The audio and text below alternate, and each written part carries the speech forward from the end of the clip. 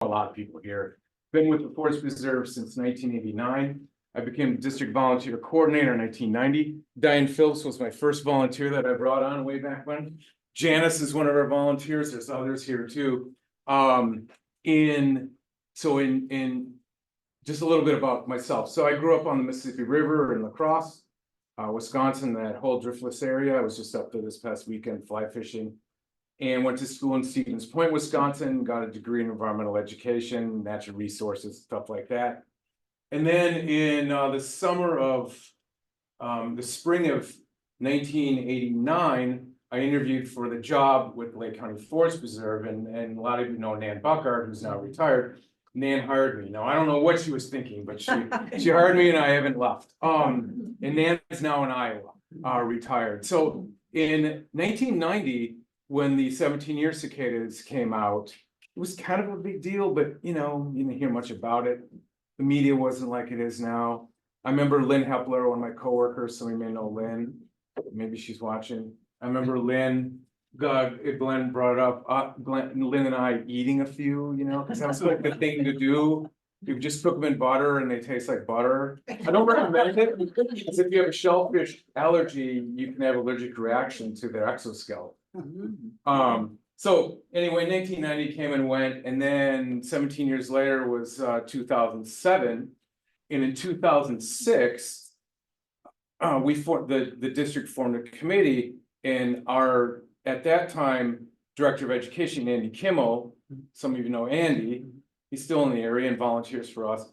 He said, we're going to be the go-to organization.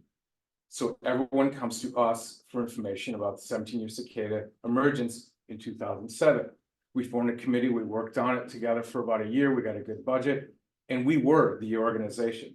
I would sit in my basement in 2007 and be interviewed by news agencies, not only local and not in the United States, but all over the world. The CNN channel from Germany came to Ryerson, which is where I'm at.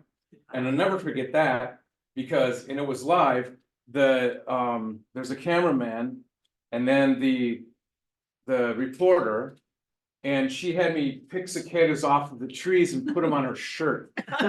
So I'll never forget that. So anyway, it was a big deal then, but then about a year ago, I became the cicada committee chairperson. And I formed my committee with district employees and said, let's be the organization this time. Now, I think we're getting there, but with social media and just that ease of media, everyone's chiming in on this now, and it's really starting to pick up. So I was just telling someone over here, I mean, our school programs are booked. Most of us there's a number of us that do programming, 8, 9 of us, full-timers. We're pretty booked for cicada programming and other programming. So it's become quite popular. So my coworker, Jen Berlinghoff, some of you know Jen, she put this together, this PowerPoint, and I think this is the first time it's going to be a go. We're going to give it a shot. Now, I don't like, whenever I do programming, I don't like reading the text, and I probably could get by without it just by looking at the slides, but I want to read, I'll go back and forth from it. And of course, I'm getting old, so I have to put my glasses on. Where are they? Here they are. Alrighty. Oh, you're getting forgetful too, huh? Oh, yeah. Can I ask a quick question? Yeah, go ahead. So why do you think that it's taking off the way it is on social media and all that? Are people afraid of it? Are they afraid that they're gonna come and damage stuff? Well, I'll touch on that, but you do hear that. But there's a lot of misconceptions about them. They don't bite, they don't sting, they don't chew. And, they will possibly damage some smaller plants. But I just think it's just social media. I mean, it's so, available now, just the information age. Did they answer your question? I mean. So you wouldn't be overly concerned about small trees or trees in general? I'll touch on that. Okay. Yeah.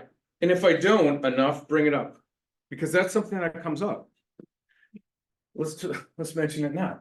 You can go, I brought a Forest Preserve Horizons in the newsletter, and then there's a big section on cicadas. It just came out. On our website, we have Lake County Forest Preserve / cicadas, everything you need to know. FAQ, all that stuff is on there, and that's one of them. That's one of the questions. That's a good one. I mean, it comes up. People just don't know, what's going on with these things. Let's talk about them. All right. All right, let's see if this advances now. Don't look at me, look up there. All right, let's see. So the objectives today is the cicada program is to learn about the different types of cicadas, their life cycle, the amazing phenomenon of the periodical cicada that we will get to witness this coming spring and summer here in Lake County. Additionally, we'll cover what to expect in the coming months in this area, as well as some common misconceptions, concerns, and benefits.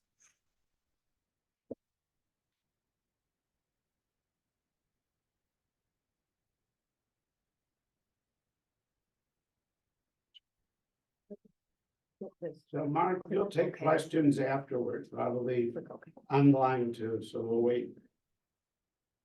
We can do that one or enter. Enter was working before. Got it. Yep, I will take questions, Glenn. All right.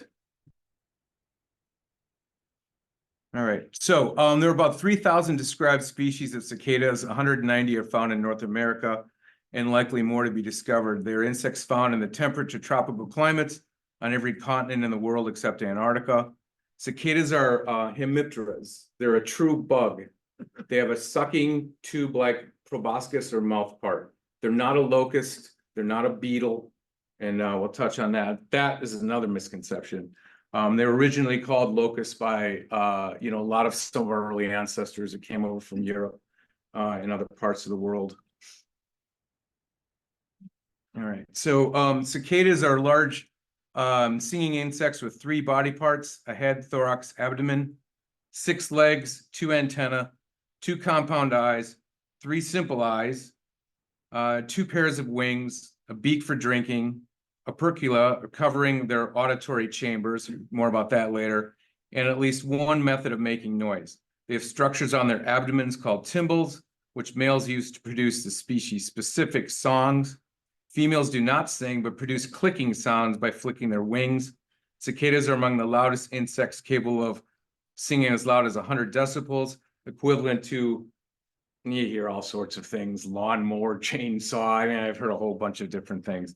They can be quite loud. Cicadas do not bite or sting, are not poisonous or toxic, and they pose no danger to humans. All right. I'm looking down here, guys. If something doesn't pop up, just holler. Diane, I know you can always, you too, Janice. All right, so someone asked before, so the one on the left, this is a generic annual cicada. So that's the one that comes out every year, and the artist, Samantha, that we use, Gallagher, that we use this year, I just told her to draw a generic cicada for each species. So the 17 years over there on the right.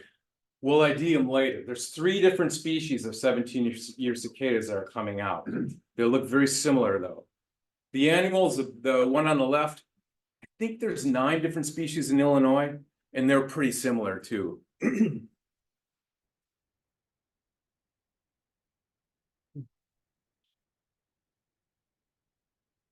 All right, so there's this video.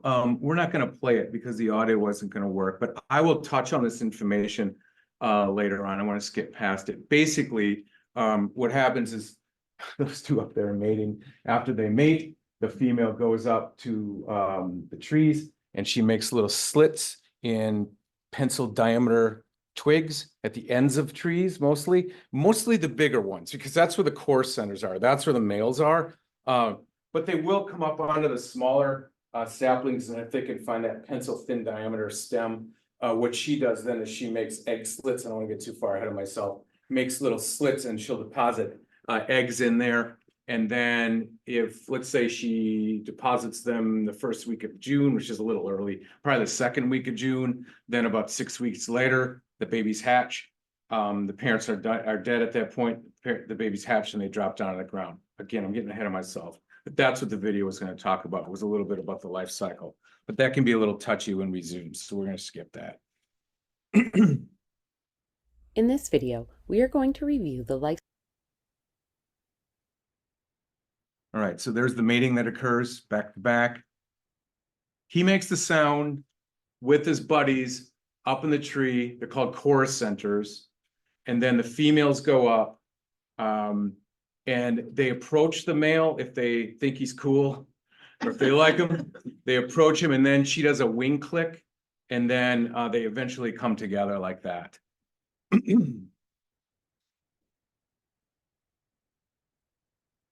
So then there's the life cycle, there's the egg slits. Now, she makes or drops about 400 to 600 eggs. That's it. Well, it's a lot when you put everyone together. And there's a drawing by Samantha of the babies dropping to the ground in July. And they're about the size of a grain of rice. They're really hard to see. The times we've seen them is just by luck. Like one time they dropped onto a picnic table that we were at, a few of us under a tree. They dropped it. They were. All right, let's see.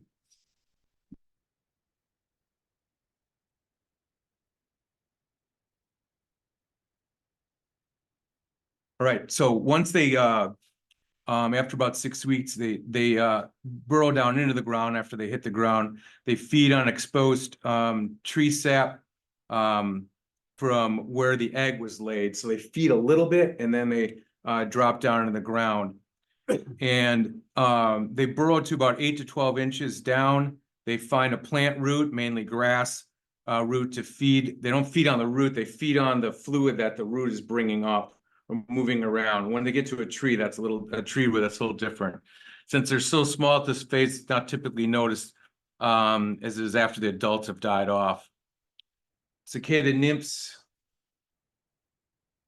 spend about 2 to 17 years under the ground, actively tunneling and feeding on the xylem fluid. All right, so xylem is a microscopic straws, so to speak, that pull nutrients up trees and shrubs, deciduous trees and shrubs. And it's the water, it's mainly water that the roots are bringing up is not very nutritious. It's got a little bit of sugar from the previous year's leaves that the leaves made, but there's not a lot of nutrition in there for an insect. So that's one of the theories why they think it takes 13, or our case, 17 years for these things to develop, because they don't have much food in that water. They have a pumping mechanism in their head where they can pull the water out of the root system, and then they can take in big amounts of it, and they have the ability then, whatever they don't need, they can shoot it out of their abdomen faster and quicker than any other insect alive. And sometimes if you pick one up at the right moment, they'll emit that liquid as a defense mechanism. All right, let's see.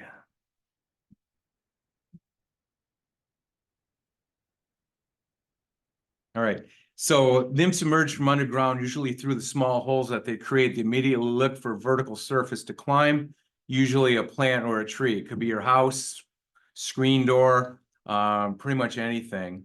As if divers extracting themselves from wetsuits, they split open their exoskeletons once more. They've already molted 4 times underground, guys. And once more and pull themselves out, eventually hanging almost totally upside down. This is called a teneral, T-E-N-E-R-A-L, or soft phase. The squishy bodies are opaque, yellow, and white. The 2 black patches resemble football players' face paint, mark on their thorax, the middle part of their body. Perhaps most arresting are the red eyes and black pupils. Okay, so sometimes when they come out of the exoskeleton, it's split right there. Most of them emerge, and then this is about a 90-minute to 4-hour, depends on the humidity. This is where they're helpless. So they're hoping that nothing finds them at this point.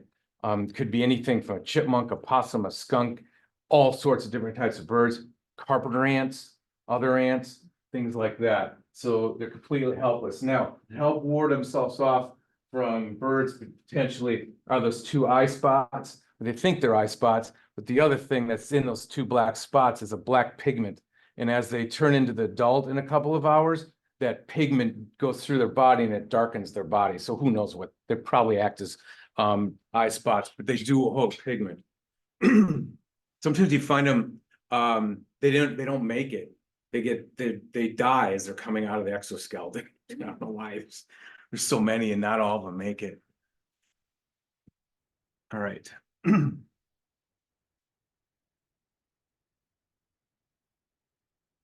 All right, so 2024 is a big year for periodical cicadas. The two major cicada broods, brood 13, that's us, and brood 19, the Great Southern brood, will merge in the United States. The last time these broods co-merged was 1803. They'll overlap most near Logan County in central Illinois and a little bit areas near Springfield. That is a good answer for your question. This double brood that is emerging this year has been big in the media. They're really picking up on that aspect. So, all right, it's so easy for me to go off here and like, I don't want to go off track. All right, I'll come back to that. There's things I want to talk about that are not in the PowerPoint. All right. All right, so a brood is a group of cicadas that emerge together at regular intervals. Nationwide, there are 12 broods of 17-year cicadas and 3 broods of 13-year cicadas. Brood 19 has a 13-year cicada, features 4 species. So brood 19 is the green here. It's a huge distribution of cicadas going across a bunch of states. It amasses the most states out of any of the broods, and there are more broods. I'll talk about them in a second. The 13-year cicadas are southern. They're in the southern parts of the United States. The 17 years are a bit more north. So brood 19, like I said, is a 13-year cycle, features 4 species and found south of us here in Lake County. The biggest cities in brood 13 are Nashville, Charlotte, St. Louis. Brood 19 will emerge before our brood because it's mostly south. So it's all soil temperature driven. So they'll come out sooner. All right, I'm gonna go off here a little bit. So we just found out last week that Green Planet, BBC's Green Planet, is an offshoot of the Nature PBS series. They're coming to film at Ryerson in June. And they're coming May 25th, and I'm not sure if ours are going to be out yet. Now, they were out on May 28th in 2007, but I don't know. And I'm hoping that they are out. If they're not out, they are going to film at Ryerson. They promised me that, but they're going to head south, and they're going to get those that have already started to emerge. And it's funny because the show doesn't air until 2028. Whatever. I'll be retired. Let's see. So.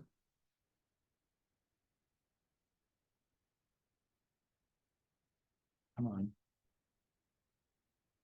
All right. Is that what it's gonna look like? Yeah. So let me see here. There's some of this I want to skip over and some of it I want to mention it later. You know, so people often ask why periodical cicadas only emerge every 13 or 17 years and why there's so many. The phenomenon remains a mystery. The belief is that cicadas experience slow growth due to limited nutrients in the tree sap, like I mentioned. Consequently, it takes an extended period of time to reach adulthood, establishing them as one of the longest living insects globally. There is a termite queen. She lives over 30 years. Not found around here, but that's the longest living insect. It depends on what you read. Additionally, most scientists agree that the most likely reason why periodical cicadas spend so long on the ground is to avoid predators. During brood 13's last emergence, an estimate suggested there were 2 to 3 billion cicadas in our brood 13. Amazing that there can be up to 1.4 million cicadas per acre, weighing about a ton. So, Diane, were you with us in Yes, one of those evenings at Brushwood at Ryerson? yes. 2007. I had my own notes that they came out 9 nights in a row at Ryerson Woods. I mean, there were other nights too, but there were 9 that I saw. And then I had in my notes 2 nights were phenomenal. I don't remember, all I remember is that if you got down low, you could see the ground moving. And 1.4 million in an acre, about the size of a football field over the course of 3 weeks. I can believe it. And yeah, it can look like that. In fact, that's at Ryerson. All right, let's see here.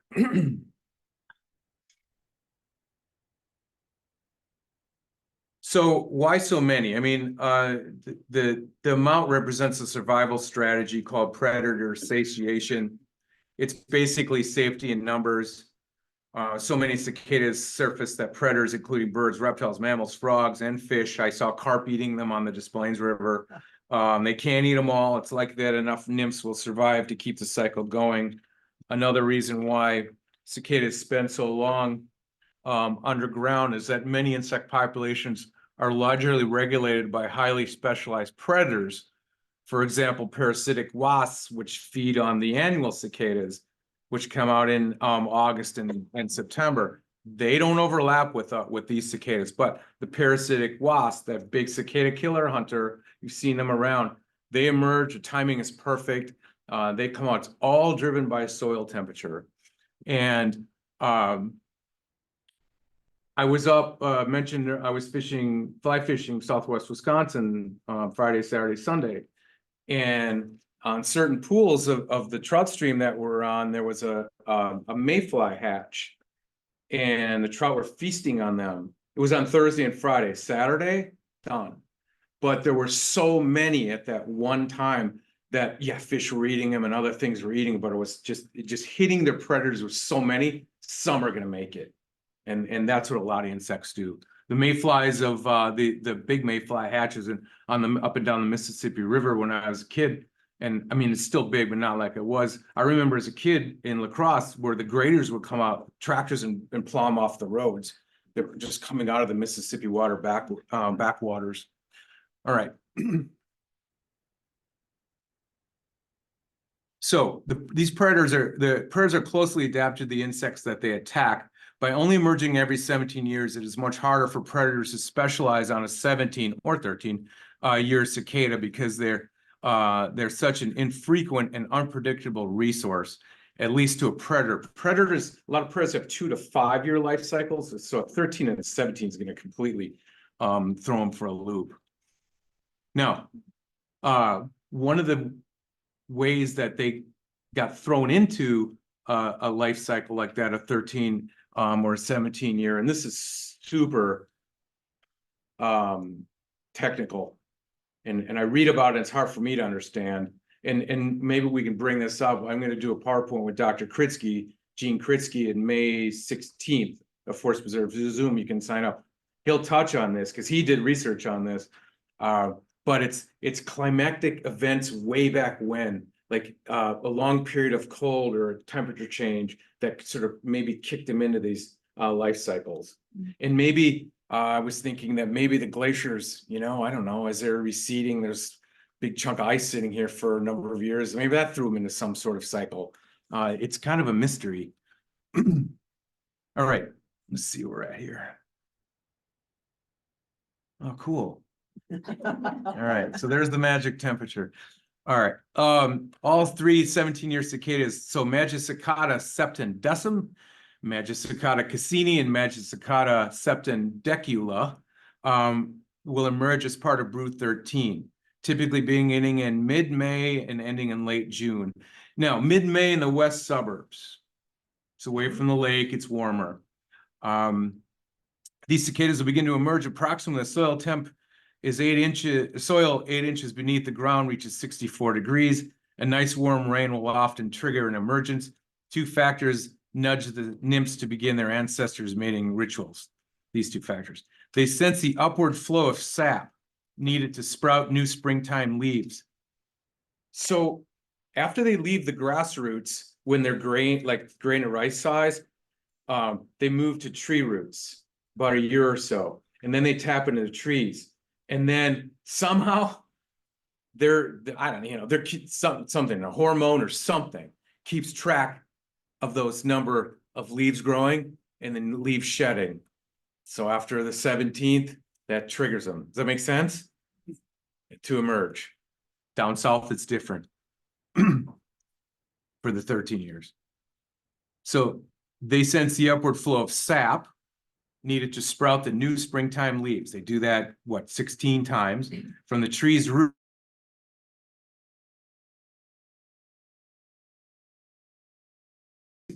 Fahrenheit, the nymphs will abandon those roots and dig skyward. They won't emerge simultaneously. South-facing locations with plentiful sunlight will see the early bugs. Over several weeks, the cicadas will debut in such numbers and sing at such volumes that they're impossible to ignore. Rather, they should be celebrated. Once the cicadas have molted their nymph exoskeleton, they are adults and now ready to find a mate. The male sings species-specific songs by buckling tymbals, which amplifies the sound on its hollow abdomen. Now you have to do this. When they come out, pick up a male and look at him, and he'll start to do his call. And it's really cool to watch those tymbals in action. You can see them. I mean, they're right there on the side of the animal. They're pretty big organs. All right. Females don't sing, but they respond to the male's courtship songs by flicking their wings and producing kind of a sound of their own. She does have tympanic eardrums, kind of in a way. I mean, similar to the big frog ears. That circle they have. It's picking up vibrations like a drum. Once a mate is found, the cycle begins again. This mating call and response, which sounds to some like a winding of electrical wires rising and falling, can reach up to 100 decibels. This is loud as a lawnmower, motorcycle, or a tractor. All right, I'm gonna go on here. All right, that was at Ryerson. Let's discuss what to expect this coming late spring, late May and summer. Who knows?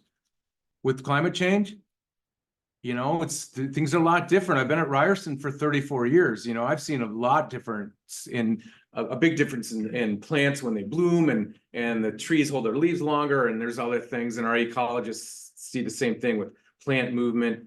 But maybe this year they'll come out a few days early. Now, everyone asks, and you're probably thinking, did last month's temperatures have any bearing? I don't think so, because now we're kind of back into normal, right? For April in late March. Dr. Krisky says that he has a formula, and it's all dependent on the average temperature of the days of April. So, but there are certain things, as you get down into closer to the point where they're going to come out, we get a couple of really warm days. Yeah, that might trigger them. And then the rains trigger them at night as well. I'll talk about these photos here. All right. Sometimes nymphs construct mud turrets surrounding their holes in wetter areas. I also noticed this, and there's a mud turret there. I also noticed this at Ryerson on the mud trails where there's no leaf litter. So it's a way that they can kind of protect themselves and determine on their own when it's safe to come out. They're not totally exposed. If they're coming out in the leaf litter or in the lawns, they're more exposed at that point. That makes sense? Because emergence is temperature dependent, periodical cicada nymphs tend to emerge early in the southern and lower elevation locations. We should expect to see emergence begin late May in Lake County. These cicadas will emerge after the trees have grown their leaves, and typically around the same time iris flowers bloom. Okay. The best places to view this phenomenon in Lake County are areas with mature forests like Ryerson Woods, Daniel Wright Forest Preserve, up and down the southern part of the Des Plaines River, and definitely east of the Des Plaines. I'm in Evanston and work your way all the way up north to Waukegan. Don, did you have them at Illinois Beach? Yep. No. Too Everything seems to be south. What's that? Everything seems to be farther south. Yep, it's just too sandy. They weren't a lot in Lake Bluff either. No, Lake Forest, yes. yeah, Lake Forest for sure. Mhm. Lake Forest down to Evanston and all points in between, to mark my spot here. This is kind of a general statement, but that's where you have your bigger trees and you have your thicker forests, right? And one of the reasons for that, is fire over thousands of years would burn up to the displanes and stop. So it wouldn't set back the trees on the east side of the river. So you have your bigger trees that got established and get burned every few years. That makes sense? There's some other differences, but those are the best places around here to see them. So, you know, the north and the west parts of Lake County, I don't know. It's hit or miss if we're gonna have these. What we're gonna, on the Cicada webpage, and also I think we mentioned in the Horizons, our GIS and our IT folks developed an interactive map where you can go out and just for fun for us, because our ecologists want to know, and I kind of want to know, is you can pin your location of where you're seeing and hearing these 3 different species. Because one's super common, the other one's kind of common, and the other one really isn't, but it's around. And you know, we'd like to know. Because we're like Ken Click, one of our ecologists, we just kick ourselves. Like he and I have been working together all these years, and the ecologists, they don't really know where they're at in the. I don't know. How close to Illinois Beach State Park are they? You know, well, let's find out. Help us out. Won't You they know? be in our yards? Yes. Yeah, that's. Yeah, and you could definitely note that too. Mm-hmm. Oaks. Yep, you nailed, yeah, oaks and elms, but there'll be on others too. That one picture is a sycamore. Yep. It's mostly has to do with what's most abundant and native. All right. So I just want to pick this up. Keep in mind that these insects require a steady supply of sap supplying tree and shrub roots for 17 years. That's another. So housing developments that have had all the trees and shrubs removed, or most of them, prior to the building will have few cicadas because the nymphs died when the trees were removed. Similarly, housing developments in areas that were originally farm fields or prairies, and that's prairie, that's where what I was gonna mention earlier, kind of that north and west part of Lake County was prairie and oak savanna, will have few cicadas due to the original lack of trees. The practice of bulldozing all trees in a housing development site has been common since the 1960s, so older housing developments tend to have larger numbers, while newer ones do not, and this just makes sense. Emerging nymphs leave their burrows after sunset, not all, but most of the time. They locate a suitable spot on nearby vegetation and complete their final moat to adulthood. The cicadas expand their double pairs of orange veined wings. For about 90 minutes, their bodies harden and darken. They crawl to the treetops. They'll start flying over the next day or so, but won't start singing until 4 or 5 days after they emerge. They just have to, their body needs to mature yet.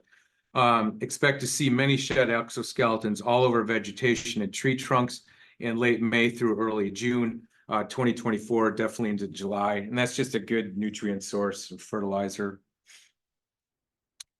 Anyone who steps outside at this point, anyone that where these things live, anyone who steps outside at this point will experience a serenade during daytime chorus centers. A male cicada sing using abdominal organs called tymbals. Tymbals expand and contract like bendy straws. You know, a straw when you pull it. That's kind of what it sounds like, and kind of the whole idea. Producing clicks that swell into song. Expect to see and hear periodical cicadas everywhere in June 2024 in Lake County and the surrounding region, if you know the conditions are right, like we mentioned. This is the height of mating in the adult cicada activity. The periodical cicada flies only a short distance, approximately less than 1/2 mile, and that's pushing it, from where it emerged from the soil. Therefore, it expands its territory very slowly, considering its long life cycle. We're not used to thinking of insects' life cycles longer than 1 year. Only 9 generations of 17-year periodical cicadas, only 9 generations of 17-year periodical cicadas ago, Abraham Lincoln was practicing law in Illinois prior to the Civil War. During the intervening time, periodical cicadas have probably spread only 5 miles.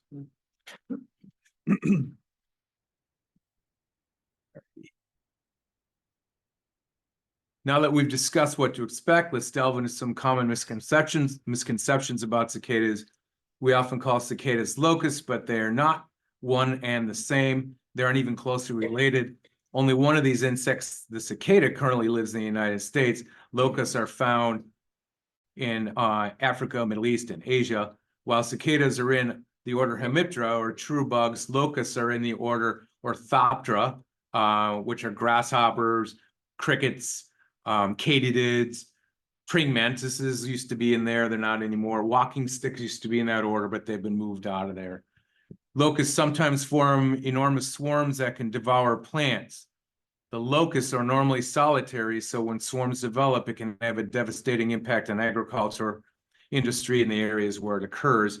They're often confused with each other due to perceived behavioral similarities. Locust swarm, and cicadas in particular, periodical cicadas are often thought to swarm.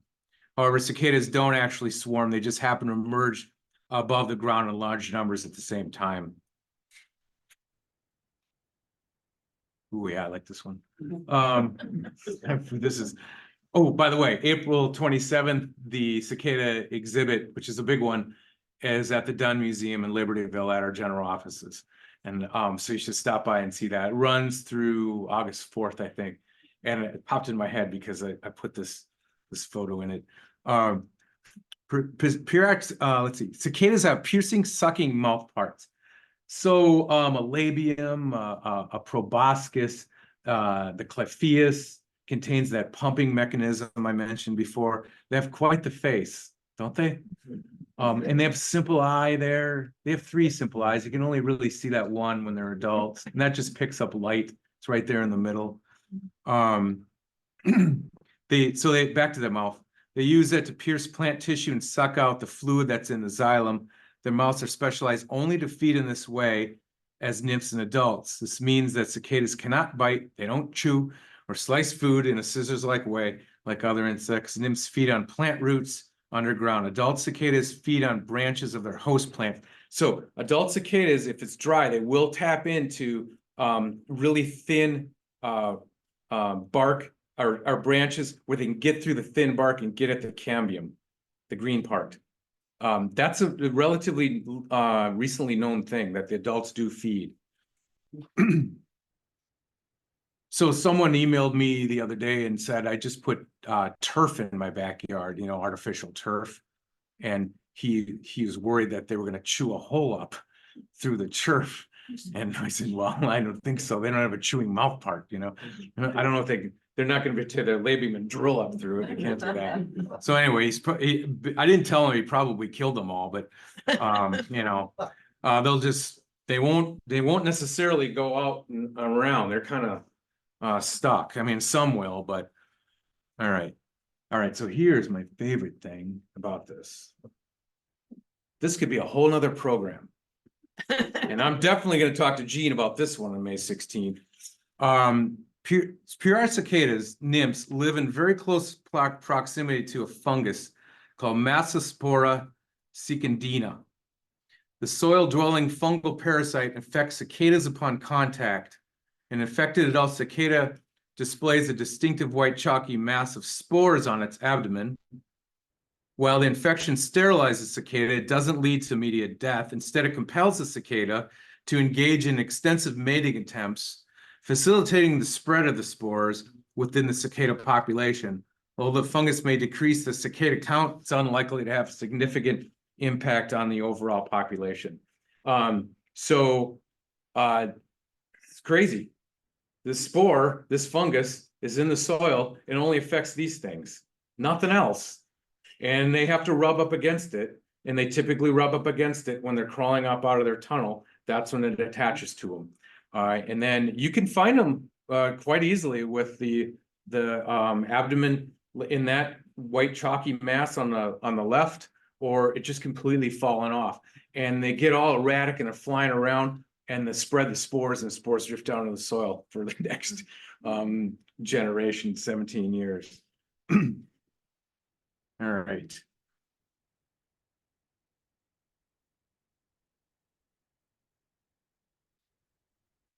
Cicadas are essentially harmless. As mentioned, they do not bite or sting.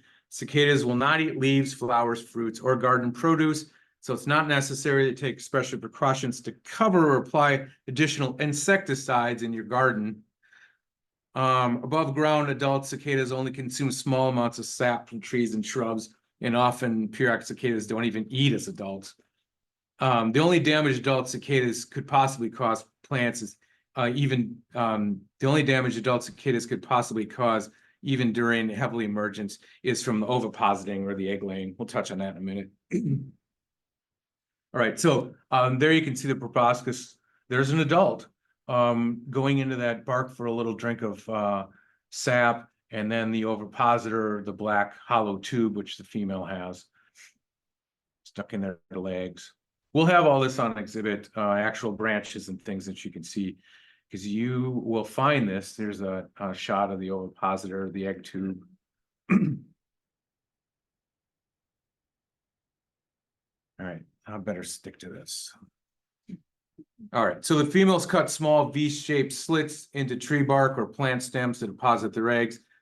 This can cause branches or stems to flag, but it's generally not a major concern for healthy plants and trees. This flagging acts as, and I'll show you a picture, this flagging acts as a natural pruning method on healthy established trees. You may consider delaying small tree planting for a year or install larger trees, preferably those with a trunk diameter of at least 2.5 inches. Additionally, here are some simple steps to protect your young trees. Cover them in mesh or netting with 1/4 inch or smaller openings. This will protect against damage that could occur when the cicadas deposit eggs in small branches. Cicadas cannot harm larger, more established trees. Insecticide applications kill huge numbers of visiting cicadas, but analysis of egg slit trunk damage shows little difference between treated and untreated research plots. You guys are a group we don't need to talk about. You guys don't, I'm sure we hardly use insecticides at all. The only way to protect small trees from serious damage in a heavy emergence area is to protect the trunk with screening or other material. No need to spray. Pesticides are generally ineffective. So many cicadas emerge at once that more will inevitably move on. Spraying also doesn't make sense because cicadas are generally harmless. Applying pesticides to control cicadas may harm other organisms, as we know, including other animals that eat cicadas. Pesticides can be harmful to non-target beneficial insects. Pets and people may also be unnecessarily exposed to pesticides. So here's a shot of flagging. So this is probably August, after they have the young have already dropped down to the ground, and the tips of the branches. The egg laying there on the right-hand photo cuts off the nutrient source back and forth, so it causes that damage to the ends of the branches.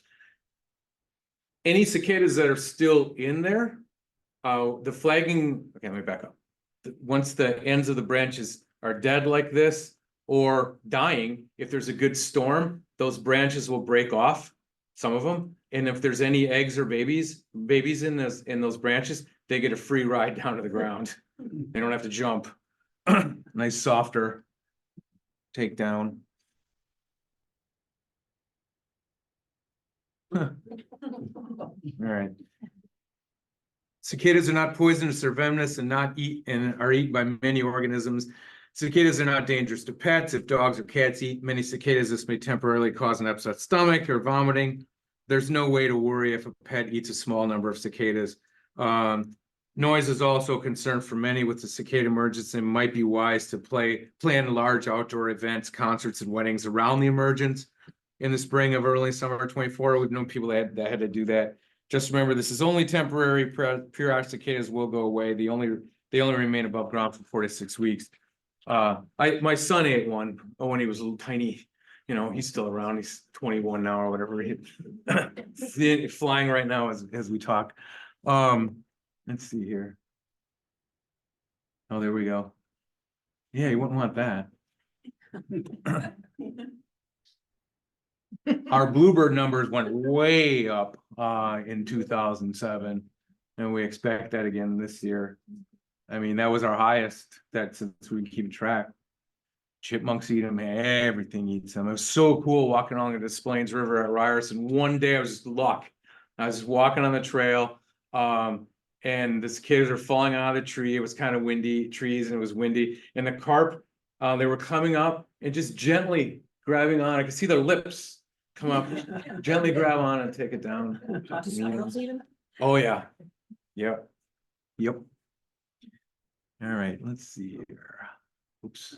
Click out of it. Oh, there we go. Cicadas, now, here's something to keep in mind, like people always ask what's the benefit, you know, of these, and I'll tell you right here, I mean, cicadas can aerate lawns, they improve water filtration with all those tunnels.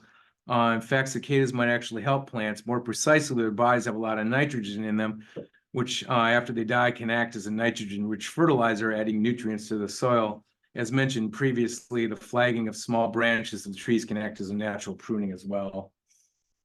That's pretty common there on that left-hand photo. I mean, same with the right, where you see all the exoskeletons, but you'll see that in certain portions of in your yard potentially, definitely in some of the forest preserves. Wow. Okay. Okay. All right. Let's see. Any there's some ups. So what do we got here? So I mentioned so I'm going to do a Zoom with Dr. Kritsky, and then I'm going to do another Zoom in May with Anissa, one of my coworkers. So those are there. We have public cicada programs. We have the exhibit. The in-schools are going on. Cicada Fest is June 9th at Ryerson from noon to 4. Some of you will be working that event, right? Yes, Yes. Sandy, we're, so that's going to be a big deal. The night before, June 8th, we're taking 100 people at the lawn at Brushwood, beginning I think at like 7 o'clock, and you can come hang out with us and Dr. Kritsky, and we'll just see what's coming up, see what's moving. He's a really interesting guy to be with, and anytime, but especially when this is occurring. He's so enthusiastic about it, and he knows so much about it. The interactive sightings map I mentioned too. Now, I know this was cumbersome. I can't even see this. It's hard for me to see it. I had to get down low. I'll be honest with you, the first time I've read this today. It's pretty brand new, and I know I was jumping around a little bit. I don't even like to work like this, but normally I'd like to just be over there, but talking as the slides come up. But that right there is a good resource to if you have questions on anything, programs or nature in general, you can fire it off to that. And then that gets routed around to all of us in the education department. And then sometimes we'll funnel it off to the ecologists as well. So just remember that one. That's a common site there, that picture that's from Dr. Kritsky as well. All right. Do you guys have questions? Let's just talk about this. Yeah, go ahead. The annual ones Mhm. seem like they're making all that noise around dusk, as I remember. I think it's in the early. Then, yep. Is that the same thing that's gonna be with these guys? They will shut, so the annuals, The noise, I was thinking about the Right. noise. so they shut off for 2 reasons. And yes, so both of them will shut off when it gets dark. Periodics though, they get cranking earlier in the day. It's all dependent on the sun and how hot it is. The annuals tend to wait a little longer in the day, okay? But they all shut off at night because for 2 reasons. One, they don't want to draw any attention to themselves for predators, but 2, they can't see each other anyway. You know, so that, and then I suppose the 3rd reason, they have to rest. You know? It's been quite a day for them, you know, like, And they're just gonna die after Yeah. a couple, 2-3 weeks. for Yeah. what you said. So let's run through it again. So they'll start to emerge in very late May through June. Okay, and then by the end of July, I think I had like July 28th in 2007, I saw my last one moving around.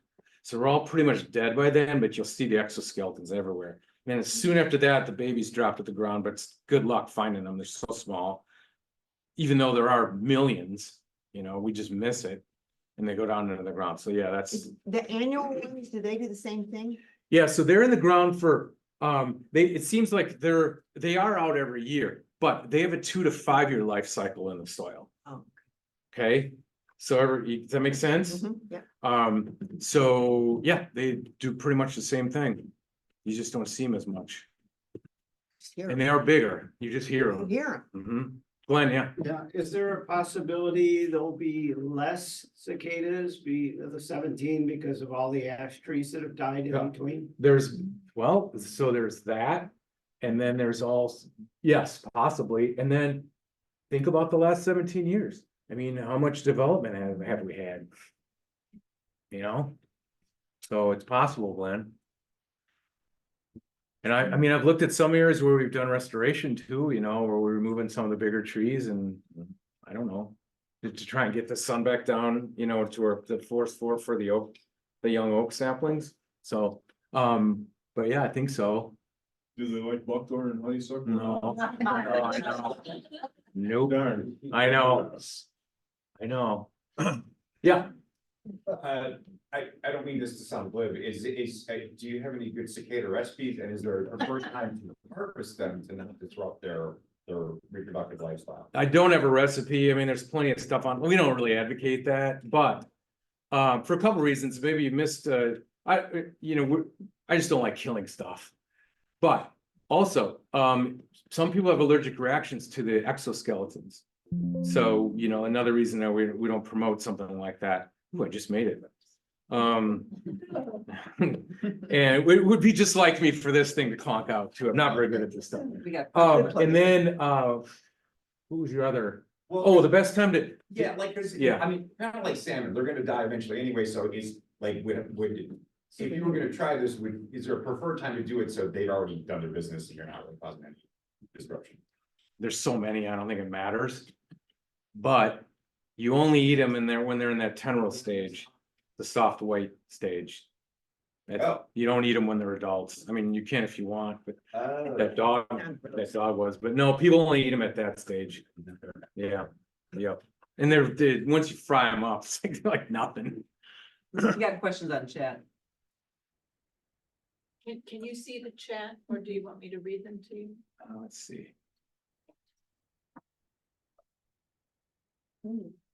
Okay, so can you see that, guys? Yeah. Yeah. Okay, so the answer for Scott would be to go to the Lake County Forest Preserve website and the map that we have available for people. It's not up yet, obviously. We're gonna unveil it in May, and that's where they can go and report the cicada sightings of the 3 different species. All right. Go up a little Go up a more. little. Up, Yeah, up a little bit more. There. did I miss one? Yeah. Yeah. This one. This is kind of goofy. Want me to drive? Let me try again. You want me to So drive there and you can so answer? the next one is actually Scott. It's real tricky. Is it a Here we- myth that the males are blind? Oh yeah, I see that. Yeah, that's a myth. And I've never heard that before. They can see. They have excellent eyesight. Yeah, and I can see that one next. That one we just did. Should I delay planting new boxwoods? I would just delay planting anything that is 2.5 inches in diameter. Or the circumference of the tree sapling. Just wait till fall, and that's a better time to plant anyway. Trees and shrubs, it's less stressful on them. On the tree and shrub itself. Yeah, the October tree sale. Yeah, we're just telling people to hold off. But you could plant them if you lived in that area in 2007 and you didn't have many, or you didn't have any, go ahead and plant. You know, because you're probably not gonna have them this time. So like, what, if the cicadas don't call at night, what are we hearing at night? I think, Matt, you told me there were Katydids, Oh, katydids. yeah. Katydids, tree crickets. Okay. So it's only during the day that we will hear the cicadas. Yep. All right.